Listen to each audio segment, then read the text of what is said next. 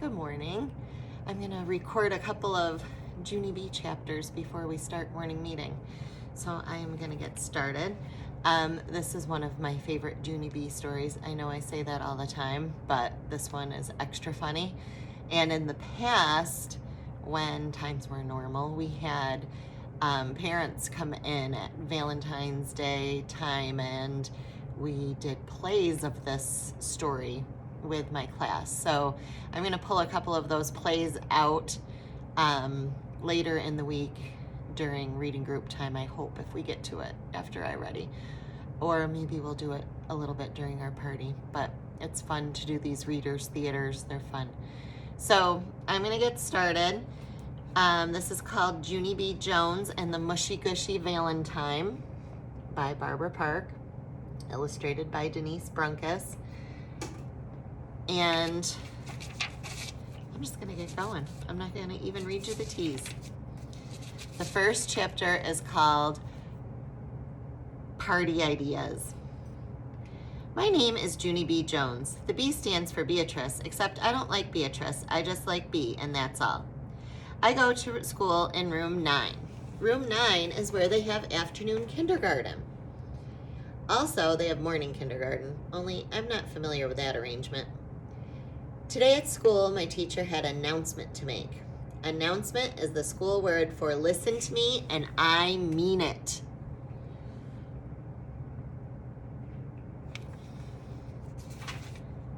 My teacher's name is Mrs. She has another name too, but I just like Mrs. and that's all. Mrs. told us that we are going to have a special day in room 9 and it's called Valentine's Day. She said that Valentines are special cards about friendship and all of us in room 9 are going to give them to each other. My bestest friend, Lucille, squealed real happy. Oh, I love getting cards, teacher, she said. I especially love getting the kind with money in them. Money is my favorite kind of mail. Me too, Lucille, I said. Money is my favorite kind of mail too. Plus also, I enjoy the Publishers Clearinghouse sweepstakes. Mrs. did a chuckle. Well, I'm sorry, girls, but I'm afraid there won't be money in our Valentines, she said. In room 9, we will just be sending happy wishes to each other, but it will still be lots of fun. She smiled. We will be making a special Valentine's box to hold all the cards. And on the day of our party, I will personally deliver the cards to each one of you, she explained.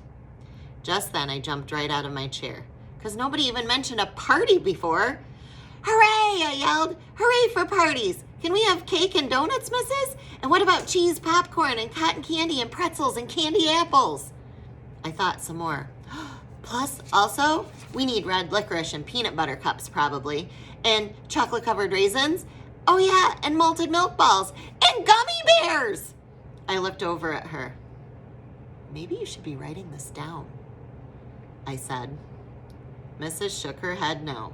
She said we would have cupcakes, punch, and candy hearts. I sat back down very disappointed, because not much thought went into the menu, that's why. Lucille stood up. What kind of punch, teacher? She asked. Will it have fresh raspberries and strawberries floating in it? My Nana's caterer always puts fresh raspberries and strawberries in our punch, and it is delicious. After that, Lucille twirled around in her fluffy dress. And what about dancing? I'm learning ballroom dancing at my expensive dancing school, and so I would be happy to teach the children who are cheaper than me. Mrs. stared at Lucille for a long time. How very generous of you, she said finally. But I don't think we'll be having ballroom dancing, Lucille. Jamal Hall waved his hand in the air. Then what about a puppet show? He asked. If we can't have dancing, can we have a puppet show? Yes, said a girl named Linny, or else maybe we can hire a magician. Or what about a wild animal act, asked a boy named Roger, like a grizzly bear or a sea lion. Just then, a boy named Polly Ellen Puffer ran right to the front of the room, and he jumped up and down all over the place. No, wait, I've got it, he shouted real excited. We could get some of those jugglers who juggle chainsaws. After that, room 9 clapped and whistled and hooted and hollered. Because who doesn't love chainsaw jugglers? That's what I would like to know. After we finished clapping, we looked at Mrs. Her head was on her desk, and her eyes were staring at the door. Then all of the children in room 9 got very quiet, because Mrs. was scaring us a little bit. Plus also, we were out of party ideas. There's Polly Ellen Puffer jumping up and down, and Jamal Hall.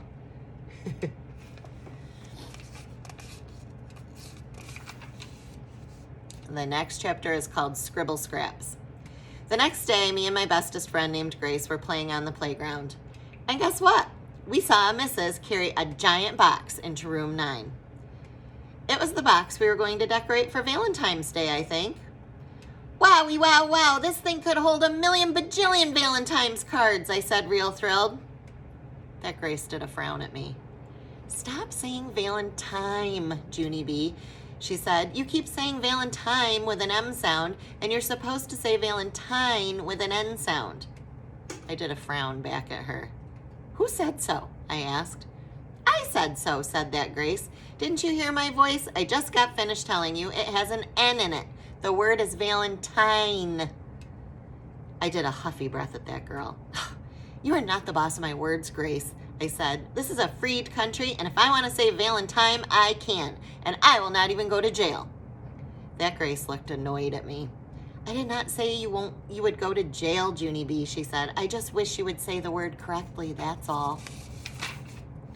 Yeah, well, we can't always have what we wish for, Grace, I told her. I wish Valentine had an M in it, but it doesn't, does it? After that, me and that Grace made squinty eyes at each other. Plus also we crossed our arms and we tapped our angry feet. Only pretty soon we got tired of that, because fighting with your friends is not that fun. That's how come both of us hugged each other, and we said apology. Sorry, Junie B., said Grace. Sorry I tried to be the boss of your words. Sorry, Grace, I said back. Sorry Valentine doesn't have an M in it. After that, both of us holded hands and we skipped all the way to room 9. That is called a victory skip. And guess what else? After we got back to room 9, Mrs. said it was time to decorate the Valentine's box. Everybody quick sat down in their seats. Then we watched Mrs. cover the box with shiny white paper, plus also she cut a mail slot in the top. There they are, skipping. After that, all the children got our scissors and we cut out paper hearts to paste onto the sides. I cut my fastest. Mrs. Luck, I said, I am already done cutting my heart, and so I have the fastest scissors in room 9 probably. Just then, a meanie boy named Jim jumped up from his chair. No, you don't. Look over here. I already cut 2 hearts. See? 1, 2. So ha-ha on you, he said. I quick cut another heart. Yeah, well, now I have 2 too, and so you're not the winner anymore, meanie Jim. Jim held up one more. 3, he yelled. I just cut number 3, so I am still 1 ahead of you. I made my scissors go speedy fast. Ha, now I have 3 too, so there, I said. Jim did a fast snip. 4, I'm up to 4, he said. That's how come I got frustration inside of me. Stop it, Jim, stop cutting so fast, and I mean it. After that, I tried to cut 1 more heart, but my scissors went very out of control, and my heart turned out like scribble scraps. Darn it! Now look what you made me do, I hollered real mad. All of a sudden, a big hand came flying over the top of my head, and it snatched my scissors right off my fingers. I bended my head back to see who it was. It was Mrs.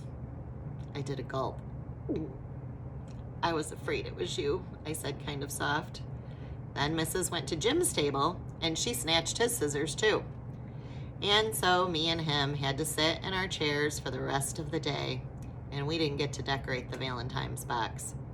'Cause our cutting days were over, that's why. And our pasting days never even got started.